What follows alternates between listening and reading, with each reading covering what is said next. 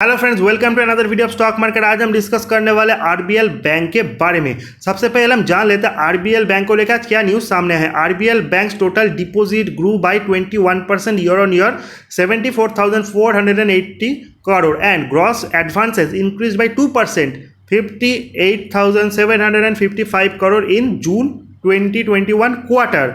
यह था RBL bank को लेके एक बहुत बड़ा अपडेट। अगर हम इसी के साथ साथ इस पर्टिकुलर स्टॉक का पूरा एनालिसिस करें तो आरबीएल बैंक एक ऐसा बैंक है जो बहुत टाइम से शांत बैठा हुआ है। हम जानते हैं RBL bank banking company engaged in providing a wide range of banking and financial services. Now अगर इस पर्टिकुलर कंपनी के मार्केट प्राइस देखें वो है 12,767 crore, current price 213 crore, 52 weeks high 274, 52 weeks low 156, stock का P25 इज वेरी डिसेंट। हालांकि stock अपने 52 weeks high से करेक्ट हो चुका है।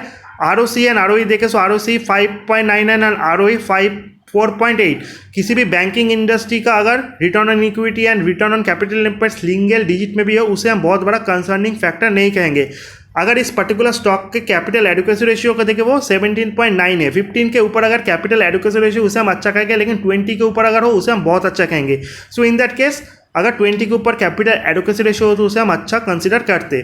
अगर स्टॉक का कासा रेशियो देखें वो कम है 31.1%। किसी भी कंपनी का कासा रेशियो यानी बैंक और एनबीएफसी का अगर 40 के ऊपर उसे हम अच्छा कहेंगे। 31.1 is not that good. Now अगर इस पर्टिकुलर कंपनी के बारे में और देखें तो इनके पास 403 ब्रांचेस है, 412 एटीएम्स एंड 1344 बिजनेस कॉरेस्पॉन्डेंट है। नाउ अगर इसका कस्टमर बेस देखें तो कस्टमर बेस ऑलमोस्ट 90 लैक्स के करीब है। लोन बुक देखें तो 58% of the loan book retail में है एंड 42% होलसेल में। 60-40 का रेशियो इज नॉट बैड। जितना ज़्यादा लोन बुक रिटेल के ऊपर फोकस्ड होगा उतना ही एनपीए होने का चांस घटेगा।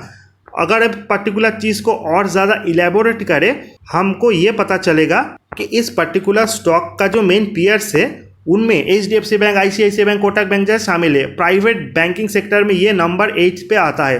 इसके ऊपर के जितने भी बैंक है, बंधन बैंक हो या फिर आईडीबीआई बैंक, इनका मार्केट कैप बहुत ज़्यादा है compare to RBL bank. So market capital wise RBL bank एक छोटा बैंक है, लेकिन पी वाइज ये 25.14 इज वेरी डिसेंट। एंड अगर हम आरओसी को देखें तो सभी बैंक से आरओसी नॉर्मली 5 से 8%, 9% के बीच है। सो इन दैट के 6% of return on capital employed is not bad.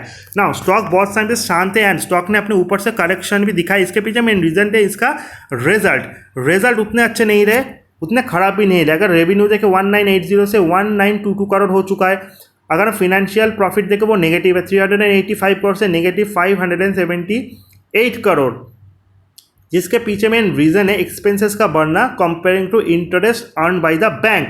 अगर हम इसका नेट प्रॉफिट देखें वो भी 147 करोड़ से 75 करोड़ हुआ है, जिस कारण स्टॉक में हमने अच्छा खासा गिरावट देखा फ्रॉम इस पीक। लेकिन स्टॉक बहुत टाइम से एक ही रेंज पे कंसोलिडेट कर रहा है, ये 200 के नीचे अभी तक गया नहीं। सो अगर इस क्वार्टर का रिजल्ट अच्छा रहे तो इसमें हम ब्रेकआउट देखेंगे, इसमें कोई दो राय नहीं है। स्टॉक का अगर ग्रॉस एनपीए देखें 1.84% बढ़ के 4.34% आ चुका है। हम जानते हैं आरबीआई ने सभी बैंक्स का एनपीए बढ़ने का आशंका जताया till the September quarter. So in that case इस बैंक का ग्रॉस एनपीए भी बहुत ज़्यादा शो कर रहा है। आने वाले टाइम में ये नॉर्मल हो जाएगा। नेट एनपीए भी 0.71 से 2.12% आ चुका है। सो ये प्रेशर नेक्स्ट 2 क्वार्टर्स या फिर सिंगल नेक्स्ट 1 क्वार्टर तक रहेगा। उसके बाद बैंक में हम अच्छा खासा परफॉर्मेंस देखेंगे, ऐसा मान के चल सकते हैं। सो इस पर्टिकुलर बैंक को आपके अपने रडार पर रखना होगा। अगर रेवेन्यू ईयर ऑन ईयर देखें सो 8514 करोड़ से 8215 करोड़ गिरा है। वहीं अगर हम नेट प्रॉफिट देखें तो 506 करोड़ से बढ़ के 508 करोड़ हुई। इसके पीछे मेन रीजन है 2058 करोड़ का अदर इनकम। वही interest 4427 crore and expenses 5156 crore. Other income अगर ना होता तो कंपनी प्रॉफिट की जगह लॉस भी शो करता था। सो कंपाउंडिंग सेल्स को 10 ईयर्स में 46%, कंपाउंडिंग प्रॉफिट को 10 ईयर्स में 45%। स्टॉक का सीएजीआर प्राइस को देखिए 3 ईयर्स में नेगेटिव 28%, लेकिन लास्ट 1 ईयर में 14%। रिटर्न ऑन इक्विटी भी 5 से 8% के बीच है। अगर इस पर्टिकुलर स्टॉक के कैश फ्लो को देखें तो कैश फ्लो भी पॉजिटिव 7597 का मार्च 2021 में कंपनी ने शो किया है। Last but not the least share holding pattern, FI के पास 34.25, डीआईआई के पास 22.74 एंड पब्लिक होल्डिंग 42.64 का है। यानी ओवरऑल जो शेयर होल्डिंग पैटर्न है वो बहुत ज़्यादा इंप्रेसिव है, ऐसा हम कह के चल सकते हैं। स्टॉक जिस प्राइस रेंज पे शायद कुछ टाइम तक इसी रेंज में स्टॉक कंसोलिडेट करे, जब तक रिजल्ट अच्छा नहीं डिक्लेयर करता है, स्टॉक का एनपीए नहीं घटता। सो ये स्टॉक इसी रेंज में कंसोलिडेट करेगा, लेकिन अगर इस स्टॉक का परफॉर्मेंस सुधरा एंड इसने ब्रेकआउट दिया सो ये आने वाले दिनों में 300 तक भी जा सकता है। सो इस पर्टिकुलर स्टॉक को अपने रडार पे रखे।